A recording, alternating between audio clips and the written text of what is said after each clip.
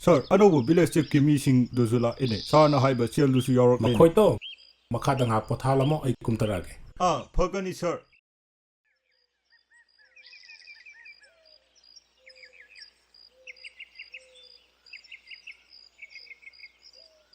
Kupri sahib. Ya marang na tayo da, konjel siya. Paununga gado maliko. Habikiba wafam pumba ngapigani harabadi. Sahi chupa nungayba paw ngata pijarakene. Tada dabato wino, ay kuberne. Ay na hijack hibadubu nang nasilabadi. Party ki majority oiba masana tabani. Maduda nangi minister ki pam soidrabani. Adu ngamloy daba oiradi. Ay na party ki state president oirubagi wan thoklay higadro. Nangi polling sing di kana naba nang nuhonagadawni. Madugi matang tumayon sinapiro. Haina kipato ngapilo. Yam thuna yahollaglage. Thamjare kupri sahib.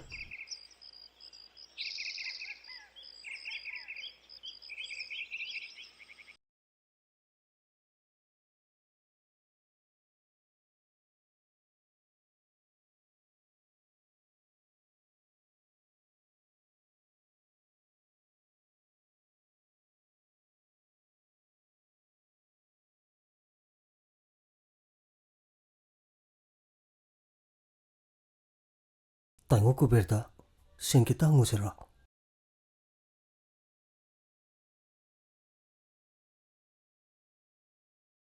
Kulle kaisida, chenjau paiba haragadi, maagaktani.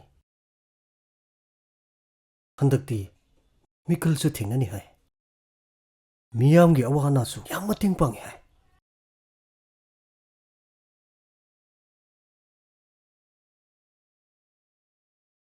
Madi drug lalon ba mi. Mana ngamam masintane. Madu ugumsida. Hospital da pubi hogdradi. Isa se khudung thiba nangane haiba.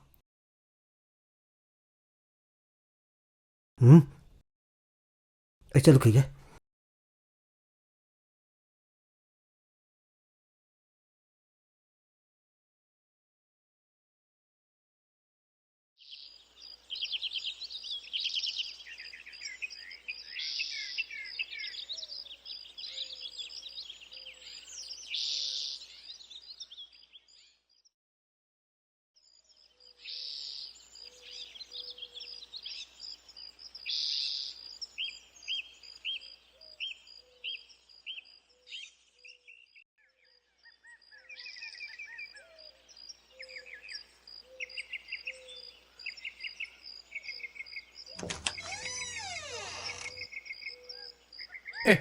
다토나, 그래도래, 정말로.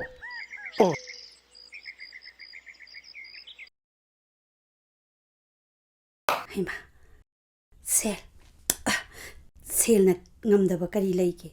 Sel na bot le phale. Sel na minister oiba ngamale. Ay sila yam tamdana matam manghalam labadi. Karor paiba kuber oiramo. Third division da metric pass to ba aina. Car workshop jaure, car thauba haire. More lalon ba chale. Mathang samnaraktana. Karor paiba mi oire.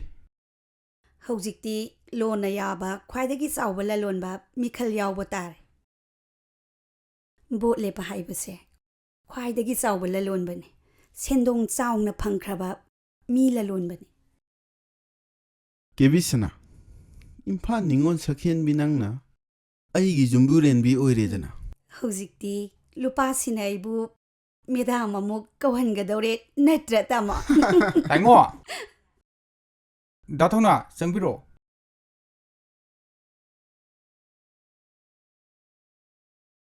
Hai ni mai. Kaidore mo haladi. Tango. 다토나세. 그놈 많이 뭐 말래. Thongna. Nang namai imang mai kaidore. Namaidu imang mai. Kari awana leirage. Nang taingo da hayo. Pangjani da.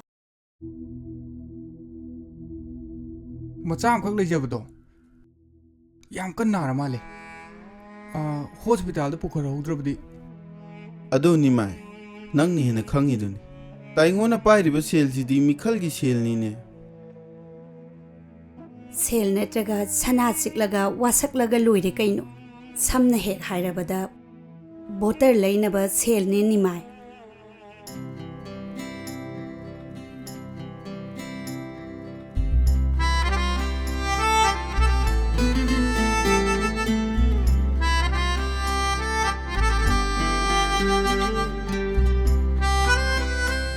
इसा थोइबिया वाब्रने फरदौनी से इसा नाम फरदौनी लिंजल लुसिलो चलो hospital चसे ए iGo कुबेरदगी cell लौरे हा तू करी हाइनरगा लौरैबा मागी नुपी किबी सनाना पिरक सनादो चिरगो वसमिनी इसा सिदबु कलबदी हाइदना हंजन हंजन वसमबनी इबानीगी भोट की सेल से सिनने इसा की थवै कलुरु सिलिंजे आइगी याइफनबगीदम लेबाक असिबु योंथोकपा ngamba ललोनबा मदा मिहुट ओहेनगदौरिबा अस इसा कन बाइबसिना ममा मपा आइबा खुगी अहान बि थोदं नतब्रो तामोना लेंगा की थबक पामबदगी योंथोखिबा लौफमदो लैरमलबदी अइखोइ मिपान तांगदना हिंगलंबा याबने लौफम मदुगी मतम बागता अइखोइ इनिंग तमना हिंगलमगदबने तोलोपति तिनताथे लौदि तिनतायना हाइखिबदुदगिने अइखोइगी पुनसिदी सुम चाबा हौख्रबने थबक हापीबा ngamद्रबा ममांगी मिहुट अदुदगी नसानाबगी लुपा खरा फावबा लौबा ngamदबा नंगबु मतिक साबा मपारो मतिक सादबा मपाना मतिक साबा मचा पोकद्रो लाइबक हाइबसिबु अइना सेम ngamरो लाइबक ताइनरिबा मिपुम खुदिमक अइना मतिक साबा मिनि हाइने लौदे ड्रग ललोंबा कुबेरदा अइगी भोट योलोय अइगी भोट से ख्वाइदगी ममल यामे इसा लायेंगनबगीदमक अइगी भोट योलोय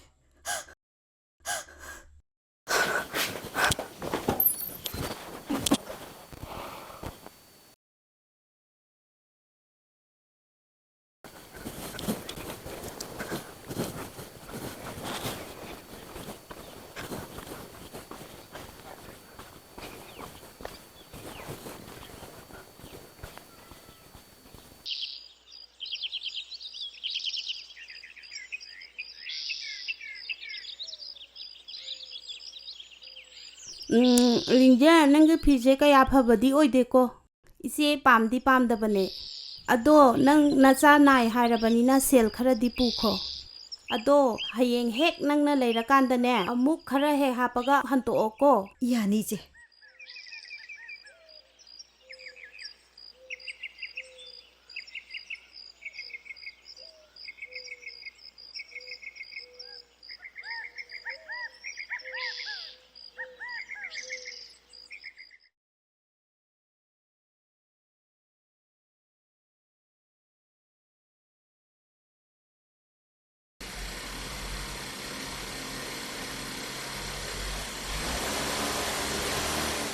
इसा थोइबी ममाला ए गाड़ी से पोरे हॉस्पिटल द चलसे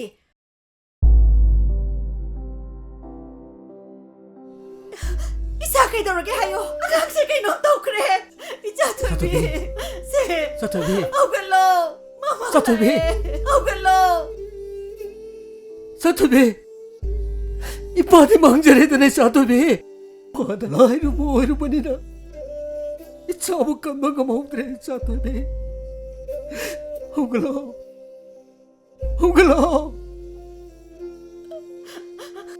इचासे नंगन सेना उड़गा अइना सेन थी बच्चलम लबद इचागी तवाई कन्बंगम लंबसुया आइदी इसागी इफिजेट योलो नंदी नसागी हक यो लगा लगे बने हक यो लगा मिखा पोने हिंबतो पाम जरम लो तुंगलमचट मतिंग लेबे मिरोल थमलम गे हायरबती इसागी हक योंदना इनिंग तमने हिंबंगमलस तोक्लो मिखा पोने हिंगली बाई कोई ना इचागी दबा तेंग ताबा पक्षते Tunglamchat mating leba mirol thamlamge hairabdi isagi hak yondana ining tamna hingma ngamlas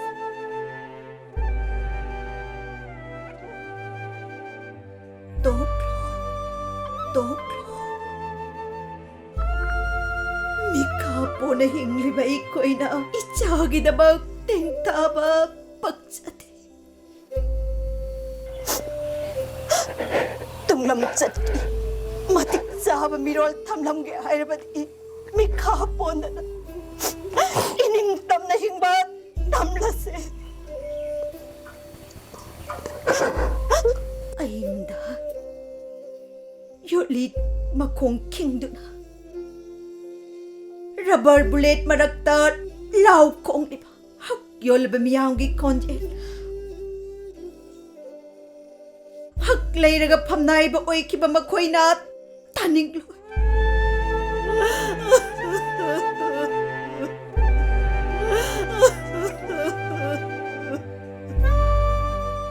Ikoy namaning tamna hinglaba matamda Nungsibay tiyagit taway na Ikoy tambaka sina among alagpaway na sano Kaplagano Tuklo Kaplagano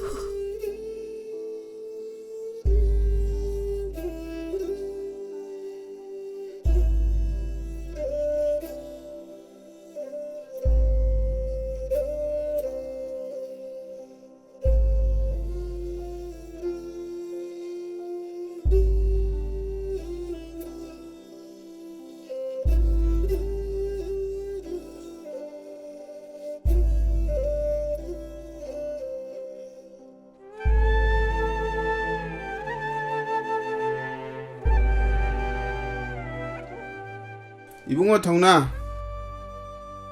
lana thoramgi asang basel aina puthokani sona pung mamai chauna tagani khwaidagi chawba lana thoram ama aina singani nakhoi se aigi damakta wasakraba asengba voter ni haiba ai khang Taigo Tunglamchat ki damakta hak yolaga icha kanba ai tokre Sendong tanba Mire poiba tung pilo Taigo Iray bakse Amuk tadi karbi na se Tanaw kunam sariye Taigo